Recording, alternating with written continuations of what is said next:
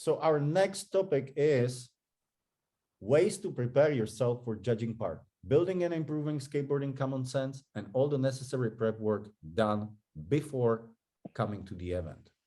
So let's talk a little about like this. Imagine our viewers, they are aspiring to become judges on the international level. What would you recommend or what would you suggest them to do, how to prepare themselves before coming to the event, before the event even starts, before the first practice sessions takes off? Oh, wow. What would be the tips, guys? What would you do? I would say, I mean, if you're wanting to become a judge on international level, obviously you would, hopefully you would have some experience of doing smaller contests, and then even before that, you just become we're all very big fans of skateboarding. That's the first thing. So I mean, there's just something there that's a given. When you show up to an event, contests are. I'm trying to explain, like, skateboarding for us. No one here started skateboarding in order to win a contest. So before all that, we all love skateboarding, and we know what's good. We know what we like, but you have to take that and bring it into a format, and you have to understand how points are awarded. In park skating, like for the line or for the tricks. It's something that's kind of opposite of why we all started skating in the first place, and that's the transition that you kind of need to make in order to understand how to award the right people for the right things. Okay. Would you recommend like watching videos from the event and studying what has been done before to improve this kind of quality? Yeah, I guess you have to pay attention in a different sense. It's kind of, I mean, you're judging, right?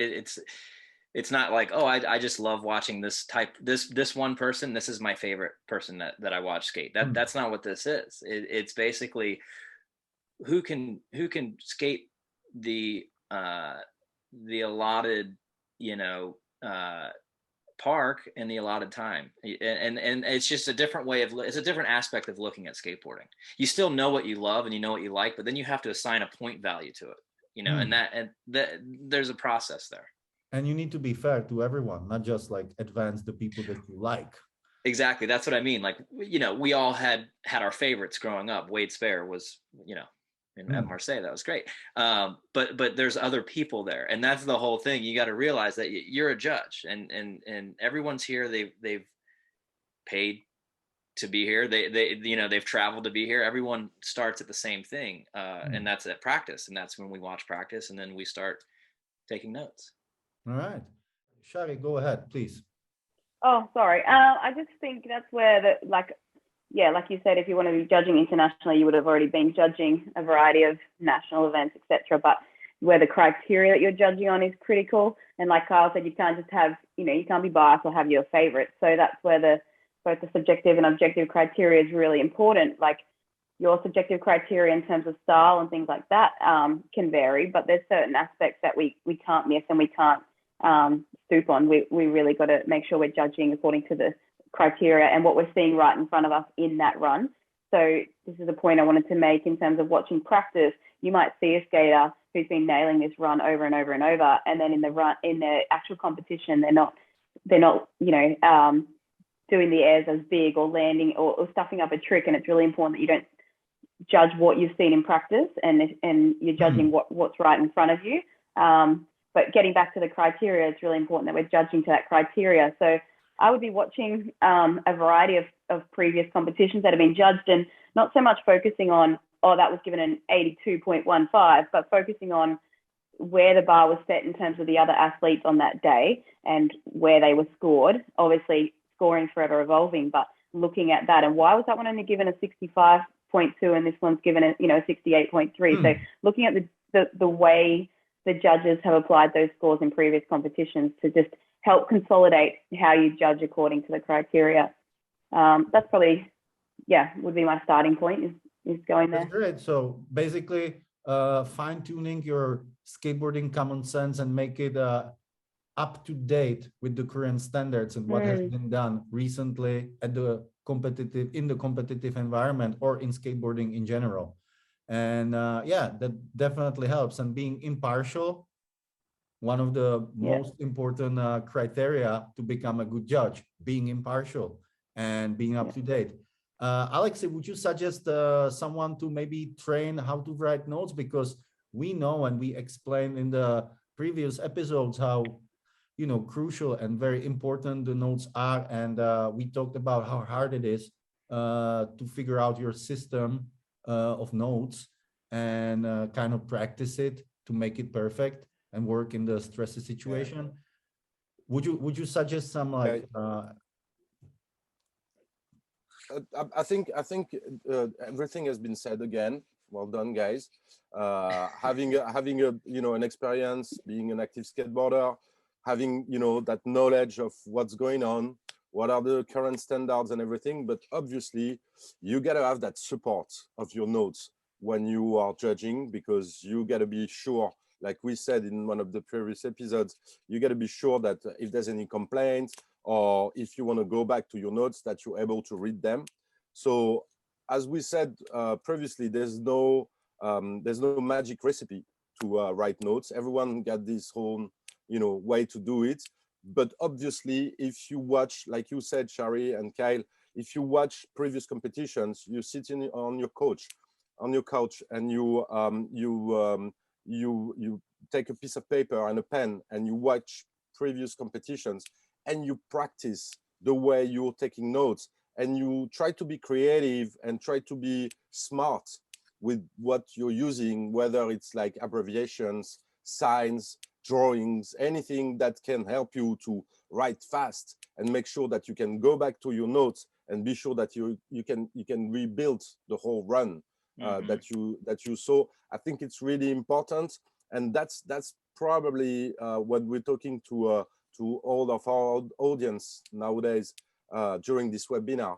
And that's probably one of the most difficult things, because there's a lot of people that are experienced in the way they are judging skateboarding and stuff, but how it can translate on their notes, it's sometimes it's lacking, precision.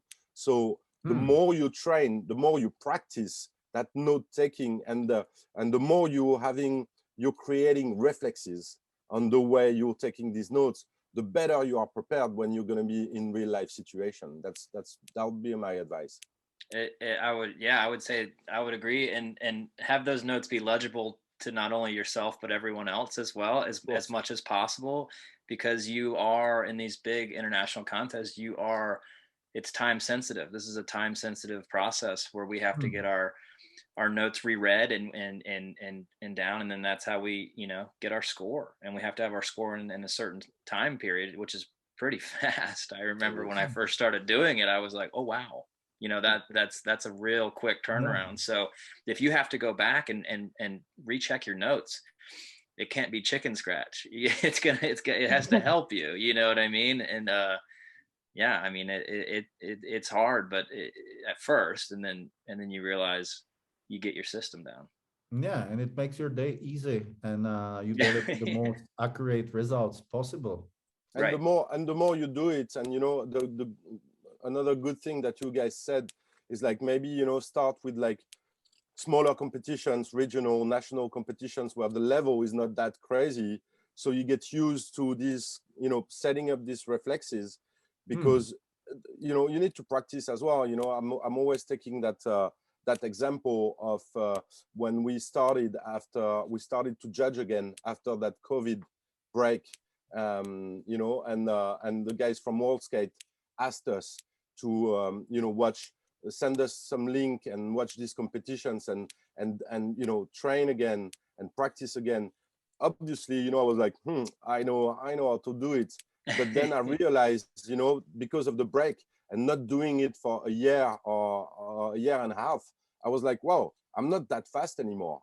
I need to practice. So the more you do it, the better you are at it. So you never you don't have to you can't get things like this as granted. You have to always practice and make sure even if you feel good one day, maybe you know, 3 months after or 2 weeks after, you're not going to be that good, because it's going faster and there's a lot of tricks that you don't know, and you haven't set up the abbreviations yet, and you don't have these reflexes. So Or maybe they it's are really new tricks important. that you haven't seen yet, and you don't have the abbreviation Exactly. for it Yeah, yet. true.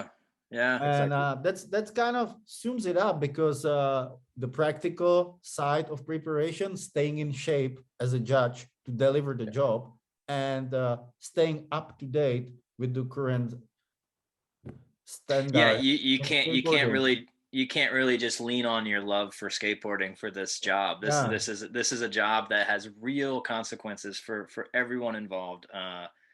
Like I said, people travel, people spend money to be here, people, you know, and we're there. You, as a judge, you are there to make it right, to make everything make sense, so that everything keeps moving forward correctly, you know. All right.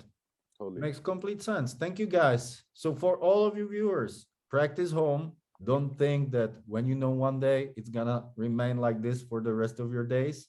Keep practicing, keep watching, discuss with your colleagues, stay up to date. It will make your life as a judge in the competitive environment much easier. All right, thank you, guys. Let's move to our next topic.